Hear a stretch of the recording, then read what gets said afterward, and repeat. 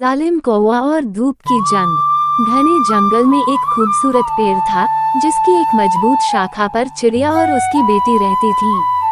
उनका घोंसला न केवल सुंदर था बल्कि छायादार भी था। उसी पेड़ पर एक जालिम कौवा भी रहता था, लेकिन वो हमेशा चिड़िया से जलता रहता था। एक दिन कौवा गुस्से से चिड़िया के घोंसले के पास आया और जोर से कांव कांव करने लगा। चिड़िया, तुम्हारे घोंसले ने मेरी शाखा पर धूप आने से रोक दी है। मेरा घर अंधेरे में डूबा हुआ है।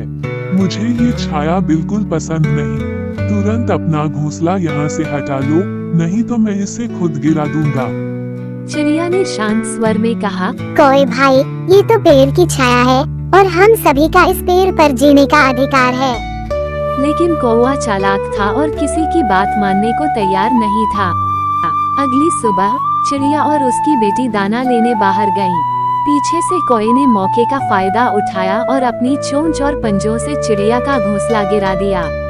जब चिड़िया वापस आई तो उसने अपने घोंसले को जमीन पर टूटा हुआ पाया। उसकी बेटी डरकर बोली, माँ, ये किसने किया? चिड़िया समझ गई कि यह जालिम कौवे का काम है, लेकिन वह घबराई नहीं बल्कि सोचने लगी कि इस समस्या का हल कैसे निकाला जाए। चिड़िया ने अपने पड़ोसियों से मदद मांगी। जुगनू, तोता और फाख्ता सभी उसकी मदद के लिए आगे आए।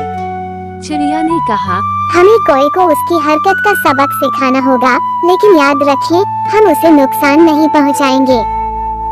अगली सुबह चिड़िया ने नया घोंसला बनाया, लेकिन जानबूझकर ऐसा स्थान चुना जहां धूप सीधे कौवे के घोंसले पर पड़ती थी।